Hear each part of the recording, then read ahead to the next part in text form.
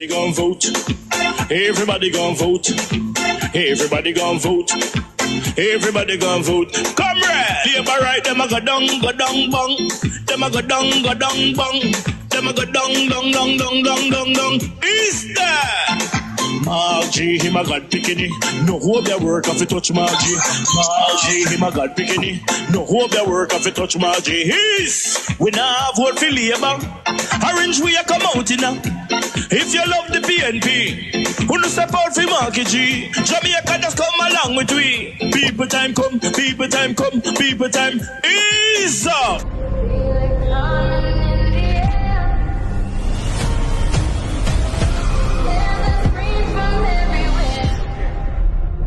Only thing that's on my mind is who's gonna run this town tonight. Yeah, I say that we are. Pledge your allegiance. Who's gonna run this town tonight? Yeah, I say that we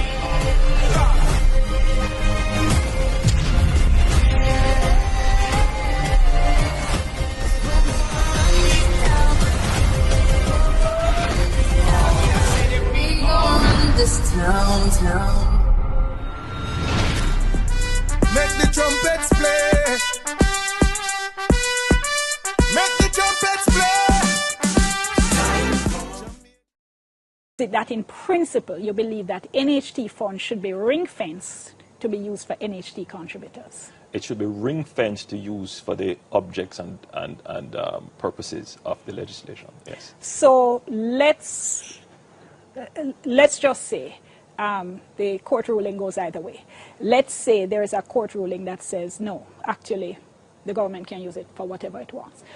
You have your belief in principle. Does that mean that as Prime Minister, you would then follow through on those principles? Yes, my either principles amend the remain. law if necessary, Yes. and ensure, in fact, that the dipping into the piggy bank doesn't occur. And I tell you why. That's a commitment?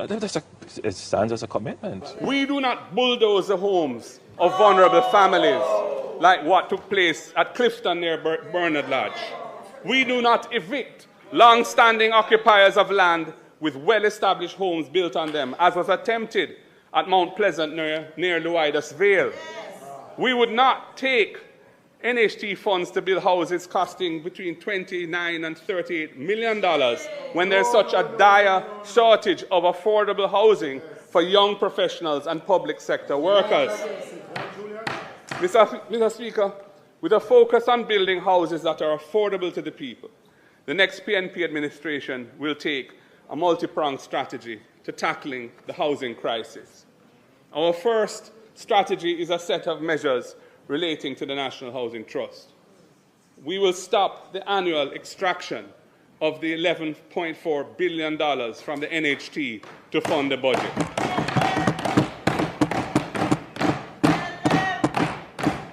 Mr. Speaker, when this was originally conceived, it was written into the law as a 4-year fiscal measure in the hardest of times during a tough IMF program when our debt was spiraling out of control.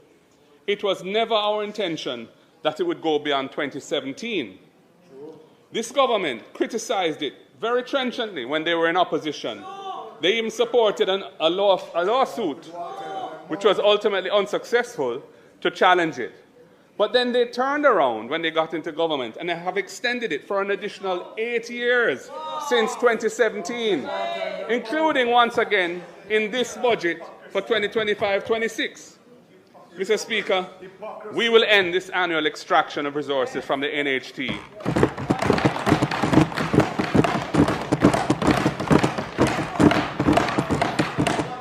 And our plan is to recapitalize the NHT with lands to restore value for the $136.8 billion that has been taken from it to fund successive budgets over the last 12 years.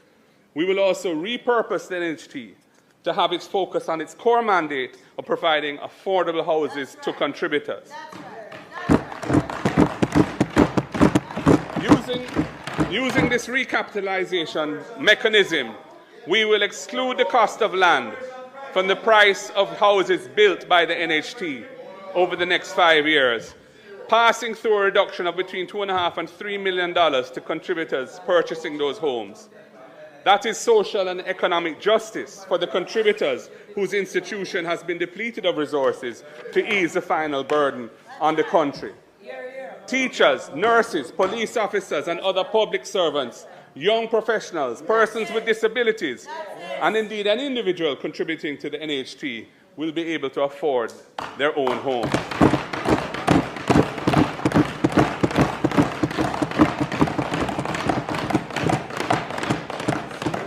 Mr. Speaker, the People's National Party knows that public sector workers are hurting from the way in which the pay rationalization was done. So we have come up with 3 measures to show our appreciation for their service to the nation. Our second strategy is a special National Housing Trust package of benefits for public servants, young people, and low-wage earners. Firstly, public sector workers. They used to enjoy a preferred rate of interest on their NHT loans, but this government took it away. We will restore public sector workers access to a reduction in their NHT interest rates.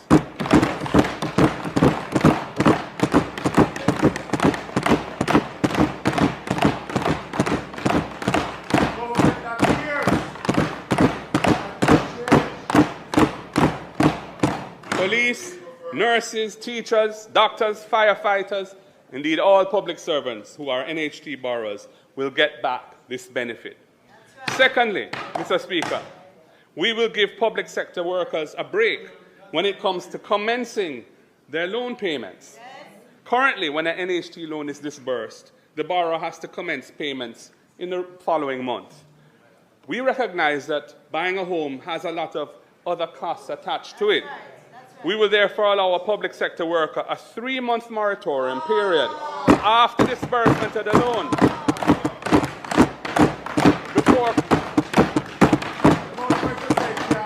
before commencing any loan payments. And that will give them time to recover the expenses they've incurred, to buy some furniture, and to get their place ready to move in.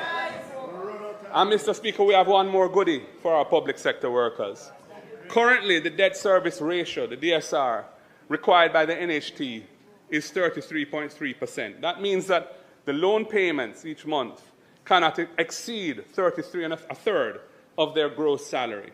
We are extending a preferred 40% debt service ratio to public sector workers for their NHT loans to allow them room to borrow a larger loan from the NHT to buy their home.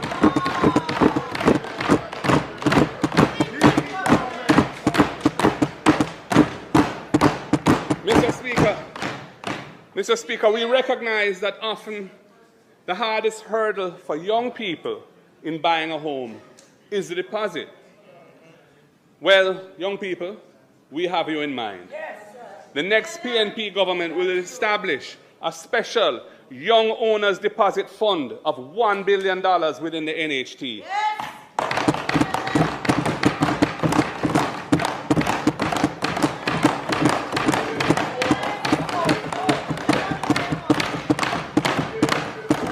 Using those NHT resources to enable young persons under 35 years of age to access $500,000 towards their deposit once they have been an NHT contributor for 2 years or more.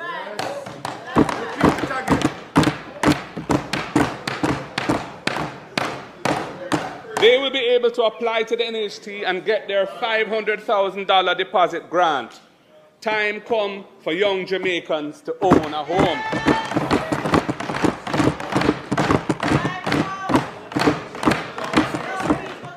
And Mr. Speaker, we have to do something for the low-income borrowers from the fund, from the National Housing Trust.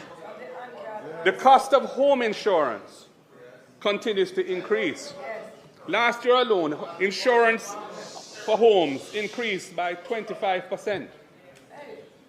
And this is passed on to NHT borrowers as it's wrapped up in their monthly loan payments. So when you pay a loan, you pay for the principal, you pay for the accrued interest, and you pay for the insurance in the payment that you make.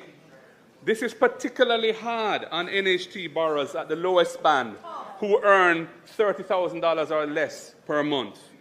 They also need a break. Mr. Speaker, the next PNP government will help these low-income NHT borrowers by absorbing the cost of the insurance on their homes. This means that their monthly payments will be lower and they will be able to afford a bigger mortgage loan. We are looking out for the low-income NHT borrowers.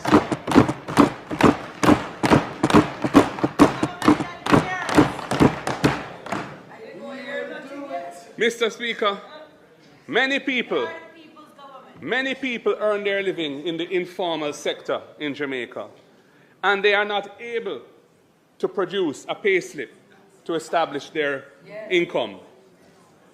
Many other people have formal employment, but they end up paying rent because they cannot afford to save for the deposit to pay down on a house. We will roll out the NHT rent-to-own plan to address these two situations.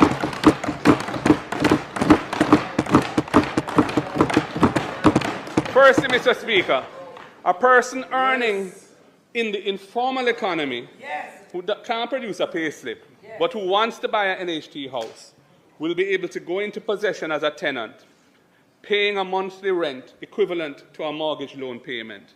That's right. And by establishing their ability to pay over a relatively short period of time, they will then be deemed eligible to access the mortgage loan from the NHT to buy the house. Having established proof of payment, they don't need to produce a payslip.